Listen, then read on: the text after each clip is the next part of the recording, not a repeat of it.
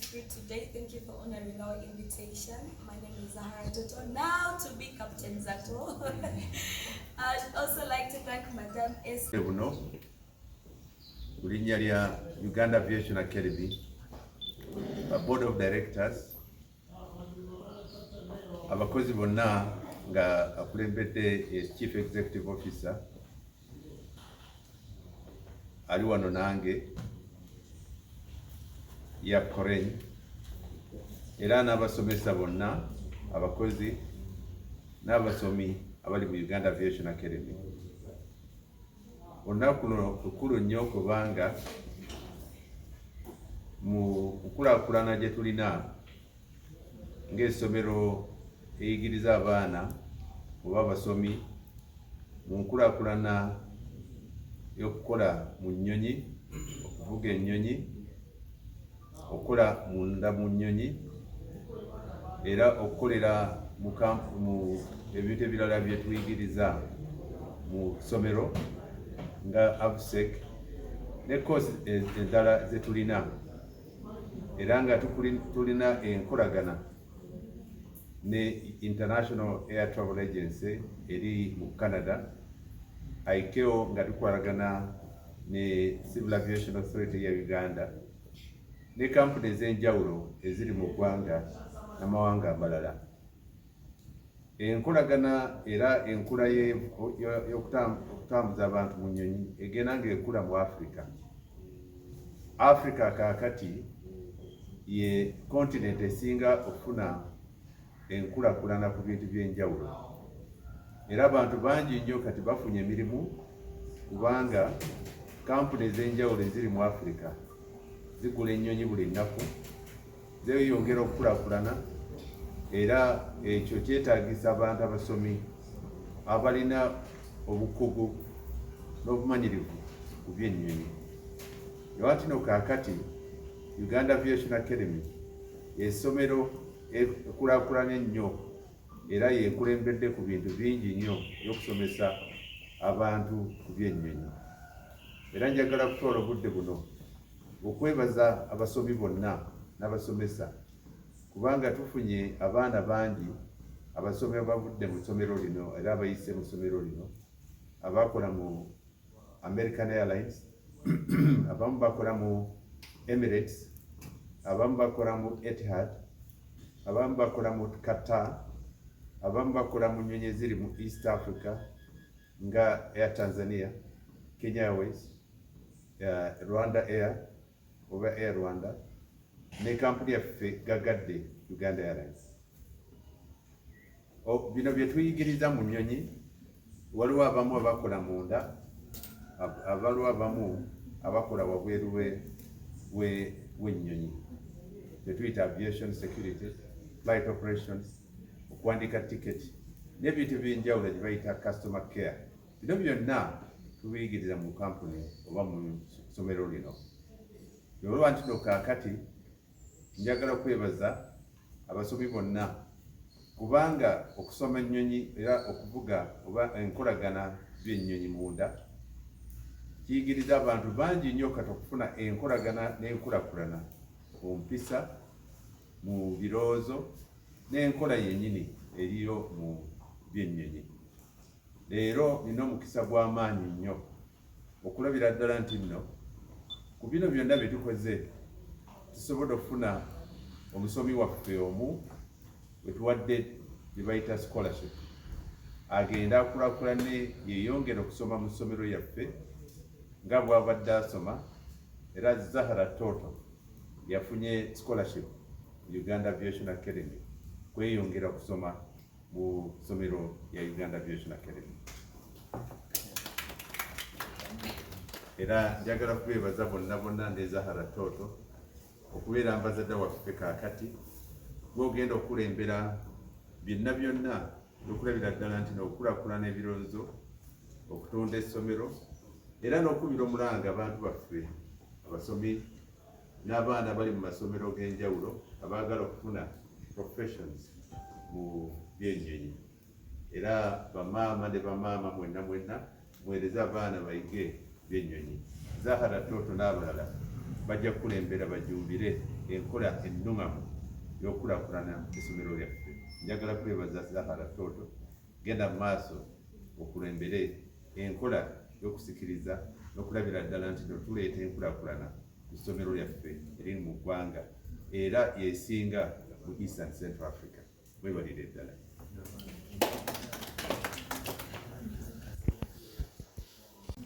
Despite her busy schedules, has always scored over 85%.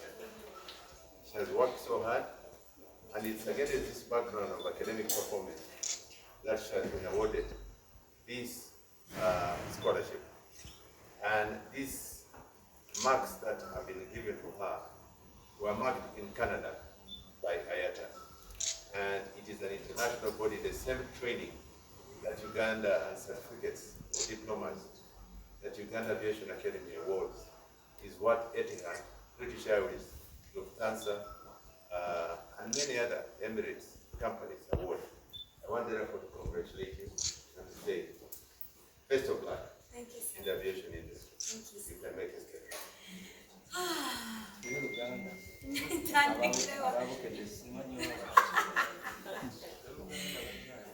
It's okay that njagala okwebaza mwena mwena abazi wano olunaku lwaleero our invitation. Ekyokubiri njagala okwebaza Madam Esther neyanza okubeera ng'ofaayo n'otunulanga mu ripooti zange ebibuuzo byange n'okumpa omukisa guno okubeera nga wadde scholarship neyongere mu misomo gyange.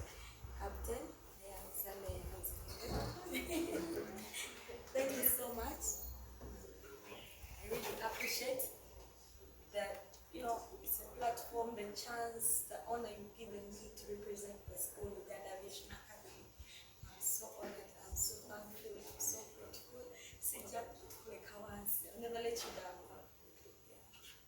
Okay, Zahara, a question to you. One that came through today, thank you for honoring our invitation. My name is Zahara Toto, now to be Captain Zato.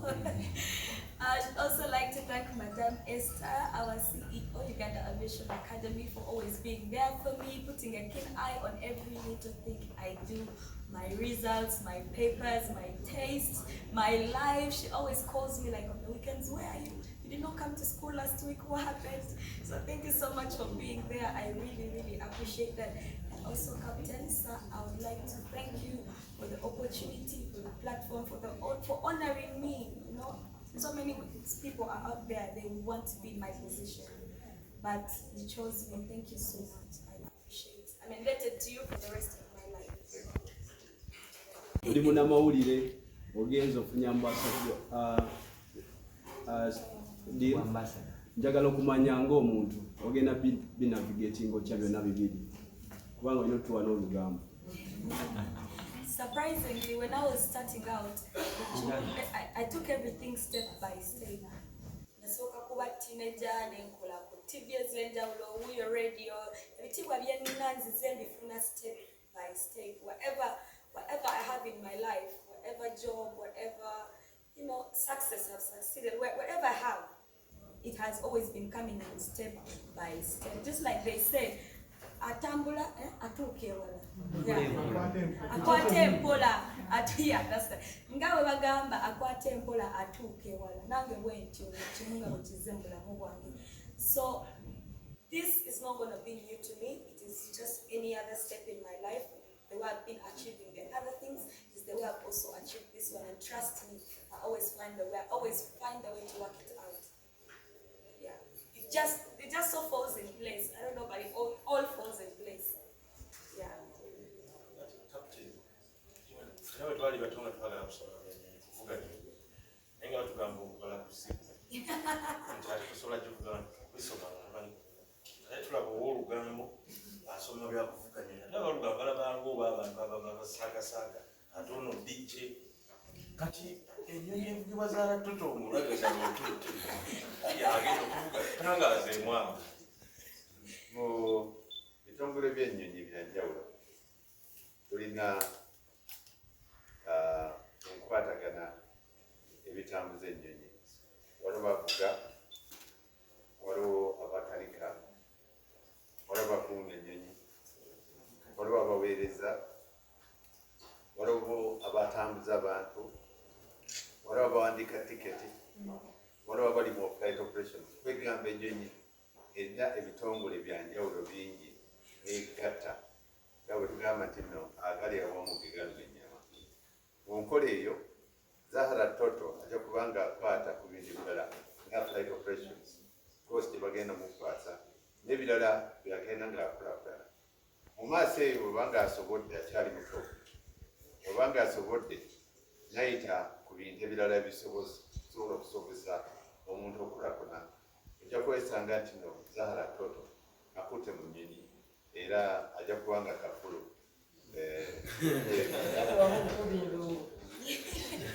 Olubadde ng'obuvaamu. N'obugambo sobola tuvaamu. Sobola tuula n'enkola blog yange, amawulire ne gayitawo, ngenda n'enkuba ennyonyi yange bulungi nnyo. Whenever you earn a skill or add a skill on yourself as a person, it will always stay in you. It will always be there. Tekijja kuvaamu. So nobody nsobola okuvuga ennyonyi yange, muliivu yange n'engenda n'envuga. Nsobola okugenda n'envuga ennyonyi yange during my work schedule. Kuliivu wenfunye liivu n'engenda n'enkuba endongo. Who have come to join us in a very important occasion in which Uganda Aviation Academy, a leading aviation academy not only in Uganda but the whole of East Africa, East and Central Africa. The aviation industry in Africa is growing day by day. As you noted, Uganda hosted the last AFRA meeting, which was hosted in Bwe'nyonyi by Uganda Airlines. And the CEO of Uganda Airlines is the current head or the team leader of AFRA.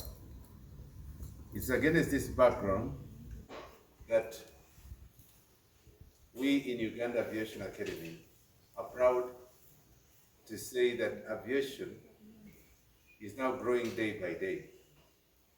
There will be a lot of professions, a lot of jobs that will be manifested in the African continent, and more so Uganda, through Uganda Airlines. We have also got the light aviation, and as you note, government of Uganda has rehabilitated Entebbe International Airport, and we are about to host AFRA at the Nana Line or NAM, Nana Line movement meeting in Kampala, which His Excellency the President will be hosting. You will note that the airport terminal is one of the best now you have in East Africa. It means that we shall be a leading brand as Uganda. I want to say that the students that we have and graduated with the endorsement of IATA, International Air Travel Agency, ICAO through the Civil Aviation Authority of Uganda, and a number of other accolades that Uganda Aviation Academy has. We've now been able to graduate students, some who have joined the various international airlines, like American Airlines. We have got students who have joined Air India and who were trained here from India. We've got students who have joined Etihad. We've got students who have joined Emirates, Qatar, Uganda Airlines, some Rwanda Air. This is a clear depiction that we train professionals. And it's against this background that we have been licensed to train many more students in other disciplines in aviation. We're growing day by day, and it's against this background that Uganda Aviation Academy today has recognized one of our own, Zahara Toto, who has been awarded with a scholarship to undertake further professional training in Uganda Aviation Academy. She has excelled, she has worked so hard, And I want to say that Zahara Toto will be our brand ambassador for Uganda Aviation Academy. And I would like to thank and congratulate Zahara Toto for having attained that level of growth. I want therefore to say that we invite many other people to join Uganda Aviation Academy. There are a number of people who look forward to being professional, flying international, being able to network, because your network is your network. Aviation connects you to international standards. Aviation professionalizes you. Aviation sophisticates you. Aviation exposes you. I want therefore to say we are proud to be the team leaders of the aviation training in the country. I thank you. I want therefore to take the opportunity Let's first do Uganda version.